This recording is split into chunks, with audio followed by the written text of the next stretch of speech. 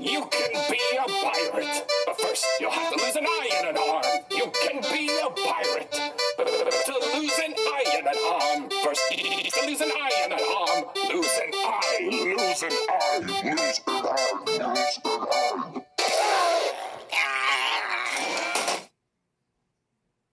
And an arm.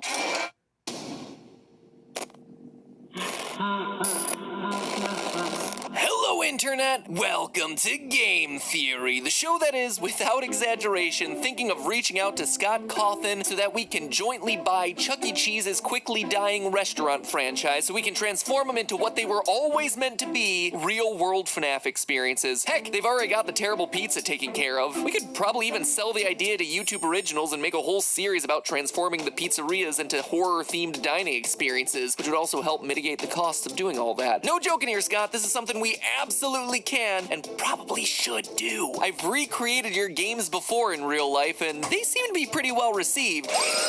So between my theater background and your, well, you know, your gobs of money and masterminding of the IP, I think we can make something that's really cool. And yeah, the reason I'm bringing it up here is so fans can start talking about the idea both here and on Reddit to show you how excited they are for this to happen. Anyway, let me just leave it at, you have my email. I eagerly await your response. Who knows, you've probably already bought it at this point. You're just waiting to reveal that fact to the world. Speaking of Chuck E. Cheese restaurants, the grandpappy of FNAF, I actually have a theory in the works about those pizzerias that any FNAF fan will enjoy. The episode will be going live in the next few weeks on my newest theory channel, Food Theory, which, if you haven't checked out yet, you totally should. Link is down in the description. Yes, it sounds like a joke. No, it's not. We've not only got episodes about Chuck E. Cheese on the way, but also horror episodes like how the ghost of KFC's Colonel Sanders has been cursing people for decades. Yes, it is a real thing that we are currently researching. It's the same science, math, and over-research that we do over here, except, you know, on real-life topics. And for anyone who's hesitant to check out a channel about food, we're already winning people over. Like Jack here over on Twitter, who said he started out skeptical, but watched the episodes and immediately got the concept. We've got over 500,000 subscribers in the first 24 hours, and we're getting really, really close to that million in these first 2 weeks. So please, please, please help us reach that milestone in record time. Show the world how passionate we theorists are by shattering that subscriber record. And hey, FNAF even already has made an appearance on the show. It's in every single intro of Food Theory. So subscribe to Food Theory today to get your daily dose of brain food. In a sucky, sucky, no good, awful year, seeing so many people excited about this new channel has really helped us all out. So thank you guys for your support. Thank you for your subscription, and I can't wait to deliver you more. It's been a lot of work, but it's really fun. All right, a new month, a new FNAF book, a new set of lore reveals. Earlier this month, the latest Fazbear Fright book, Step Closer, hit store shelves, and even though it has a super forgettable name, the stories inside of it are epic. Not just because they're some of the most gruesome in the series. I mean, page 1 literally starts with a dream sequence where a kid's eye gets popped by Foxy's hook, but because of the lore drops that are happening in this thing, they are huge. Up until this point, the Fazbear Frights books have given us interesting concepts to chew on, fleshing out the world of FNAF and giving us new insights into events that we already had a pretty good handle on. It's been useful, certainly, but nothing too earth-shattering. Animatronics can have people stuffed inside of them. Confirmed outright in book 1. People can have animatronics stuffed inside of them. Confirmed in book 3. Everything is powered by human agony. The missing children's incident probably happened in 1985. Animatronics can steal identities. Humans can be body swapped with animatronics. Golden Freddy might have multiple souls trapped inside of him. Ghosts might be able to escape from their animatronic prisons to lure more people to them. Like, there has been a lot across all of these stories, hence why I've been covering these books so much. But Step Closer's lore drops are attacking some of the biggest lingering questions still in existence from these games. The ones presented to us by the two most frustrating games in the franchise, FNAF 4 and FNAF 6. Questions that are still hotly debated by the FNAF community. So today we're looking at the first of those debates, the ones related to FNAF 4, and looking at what those answers mean for the rest of the series. Today, we confirm the identity of this guy, the older brother, Foxy Bro. Real quick though, before we get to the meat of this theory, let's quickly speed our way through probably the least important story of this new trio, the middle one titled Dance With Me. In it, we cover Casey, a young woman who's coming from a tragic childhood. She lives on the street picking pockets and nabbing purses. One day, she robs a mother and a young girl outside of Circus Baby's Pizza World, which we're told has itself a big red door. Woo,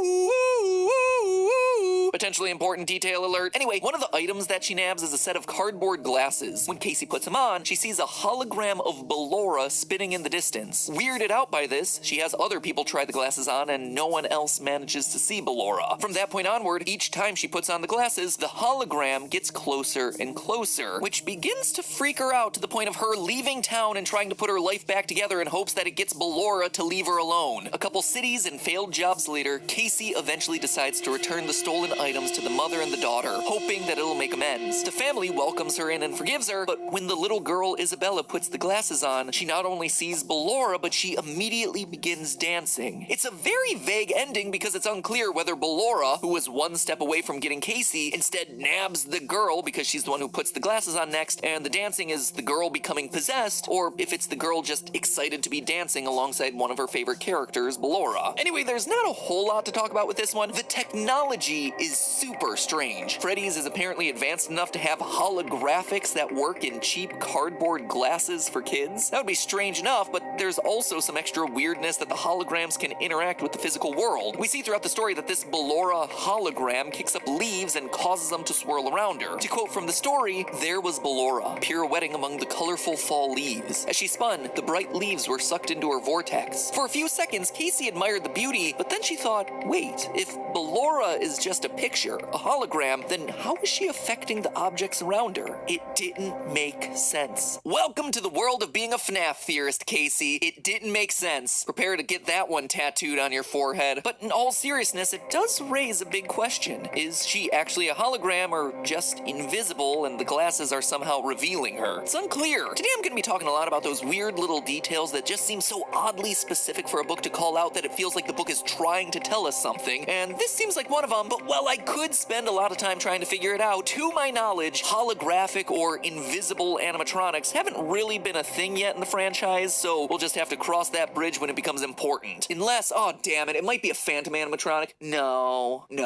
they don't interact with the real world, do they? Je suis venu pour vous faire une offre. Appelez-moi Storm Shadow. Snake Eyes, version française uniquement au cinéma. Do they? Last point to be made about this story, though, is its recurring theme of mothers and motherhood. A lot of the backstory that we get on Casey is her troubled relationship with her mom, which has played a big part in how her life ended up the way it did. Casey, throughout the story, is also visited by an older woman at a bus station that gives her grandmotherly advice. She's saved from the police by another elderly woman. She makes amends with that mother and daughter that have a relationship that she envies. I mean, it could be me thinking too much about this, big surprise, but it doesn't feel like a coincidence that Ballora is the main animatronic featured in a story about motherly relationships. I had a theory a long time ago, 2 years ago, that Ballora was some sort of stand-in for Mrs. Afton. Not in any sort of creepy way, get your mind out of the gutters. I mean that she represents the wife that William Afton lost or divorced him, or most likely that he abandoned in the aftermath of his daughter getting clawed to death by Baby. I mean, just look at the song that Ballora sings in Sister Location. Why do you hide inside your wall when there is music in my hall? All I see is an empty room, no more joy, an empty tomb. An empty empty tomb, aka the bedroom of our tragically deceased child, William hides inside his walls by diving even deeper into his work. It's something that William's partner Henry does in the original novel trilogy. When he loses his daughter, he shuts out the rest of the world, hiding behind his walls and obsessing over his work to try and bring her back. And so when William does this in the games, his wife is left alone and probably ends up leaving him. As such, as some sort of coping mechanism, William recreates her in animatronic form, depicting her with perpetually shut eyes because to William, she was blind to what needed to be done to rebuild the family, blind to the fact that his work was so important. She wanted to move on, to do frivolous things like sing and spin and dance, or at least that's how he felt from his perspective. William Afton was mired in his own misery of loss. Like I said, it's a bit of a stretch and something that I've lightly talked about before, but I thought the connection between Ballora and mothers in this story was particularly interesting and worth calling out. Anyway, onward to the real story I want to address today, Step Closer, which isn't just sparking new theories, but is straight up confirming stuff that we've argued about for years. In it, we meet Pete, a 16-year-old who, due to their parents' divorce, has to babysit his little brother, Chuck the Chump. One day, while watching him at a Freddy Fazbear's Pizzeria, Pete, annoyed about having to be the responsible one, decides to scare Chuck a little by taking him backstage to see an out-of-service Foxy. Pete fires up the machine and Chuck runs away, leaving Pete alone to get seemingly hypnotized by Foxy's performance. A performance that repeats one line over and over. You can be a pirate, but first you'll have to lose an eye and an arm. And from there, you can probably guess what happens. Over the next few days, Pete gets into multiple accidents that put either his eye or his arm in danger. A scalpel nearly hits his eye in science class. A butcher knife almost chops off his hand at the store. A buzzsaw blade shoots out at him from a nearby construction site. He gets hooked in the face by a fishing line, and he almost loses a hand to a Chinese finger trap at the school carnival. Anyway, the two brothers eventually make amends and come to the realization that Pete needs to face down Foxy to break some curse. Pete rushes to Freddy's, but in his panic, he's hit by an oncoming truck and killed. Out of nowhere. It's this awful reveal that you absolutely do not see coming because you feel so bad for this kid. You're like, oh, he's apologized to his brother. They have a good relationship. They have a plan for getting Pete out of this after him being brutalized for the better part of a week. He's on his way to close off the story and then, bam, it just ends. And that would be where the story ends, except for one thing. Pete is still alive. Kind of. We pick up back in the hospital where Pete's soul is trapped inside of his own dead body. Pete is an organ donor. Against his will, I might add. Thanks a lot for signing me up for that one, Mom. And they just got an emergency request for, you guessed it, an eye and a hand. Pete is forced to helplessly watch as his body is taken apart by surgeons. Like I said at the beginning of this episode, this story is shocking. But what's even more shocking is the lore confirmation that we get in this thing. Pete's story 100% confirms for us that Foxy Bro, the older kid from FNAF 4 who repeatedly traumatizes his younger brother before eventually getting him chomped in the jaws of Fredbear,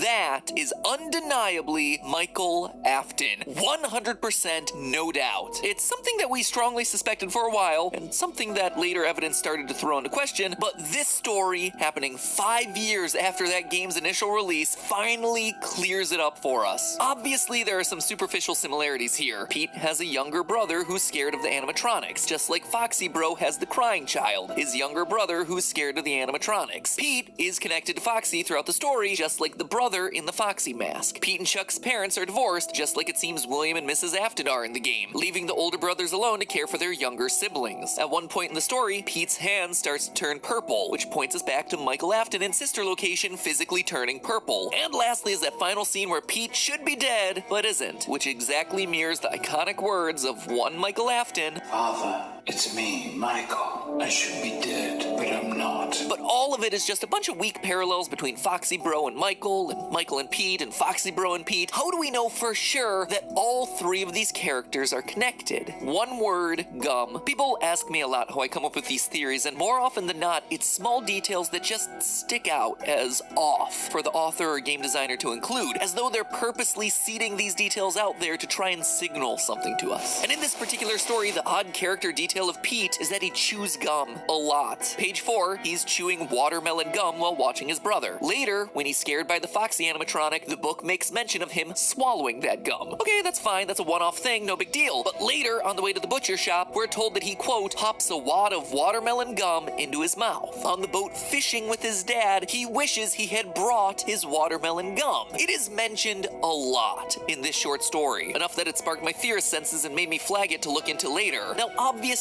at no point during FNAF 4, or heck, any of the games, do we see a character actively chewing gum. That'd be silly, but that's not the only place that we see these characters at this point. Let me direct your attention back to the FNAF Survival Logbook. Who knew that a book with dabbing Chica as an active selling feature would become the single most important item for lore solving of this franchise? For those of you who don't remember this little gem, it's the logbook, originally owned by Mike, as we see on the title page, that helped us to solve for Cassidy's name. And wouldn't you know it, but today it's also the thing that's gonna now reveal to us Michael Afton's true identity. Page 49, quote, list 10 bad habits you'd like to break. Number 1, chewing gum excessively. I mean, there it is, plain as day. Pete chews gum excessively. Michael Afton chews gum excessively. Pete eventually turns purple and comes back to life after being dead. Michael Afton eventually turns purple and comes to life after being dead. Pete is an older brother who scares his younger sibling using Foxy. Foxy Bro in FNAF 4 is an older brother who scares his younger sibling with Foxy. Pete equals Michael, and Michael equals FNAF 4's Foxy Bro. Done, confirmed, another character identity locked. This detail has been sitting in the logbook for years, just waiting to be used. Kind of impressive. Well done there, Scott. Well done. And this confirmation tells us everything we need to know about Michael's motivation for the rest of the game series. He's avenging his brother's death, the one that he made happen. When Golden Freddy appearances are accompanied by the words, "It's me," it is literally the younger brother saying, "It's me. I'm here," to his older brother. But of course,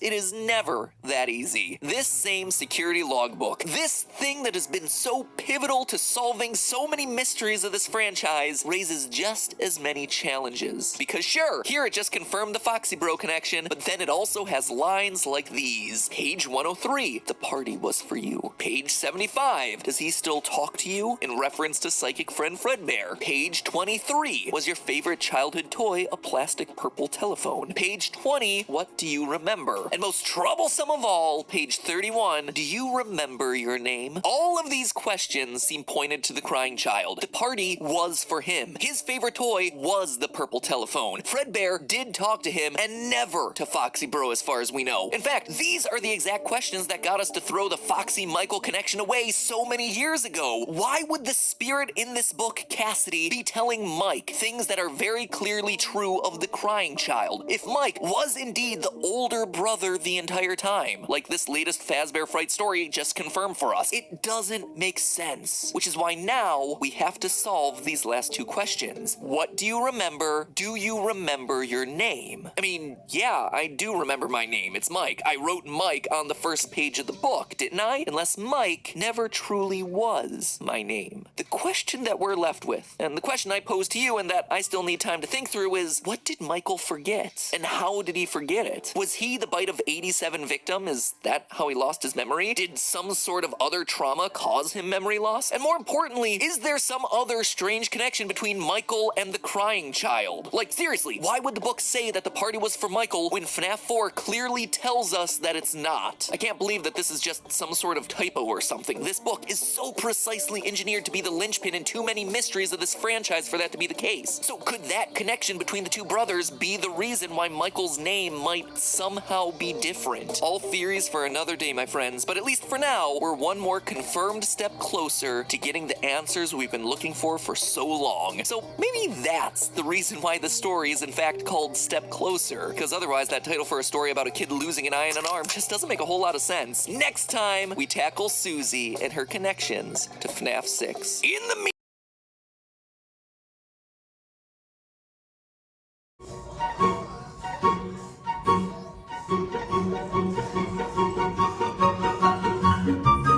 Kinmaster is just like that. On the bright side, I finished the video. Now I just gotta finish the thumbnail. Lee, after finishing, I am the most powerful.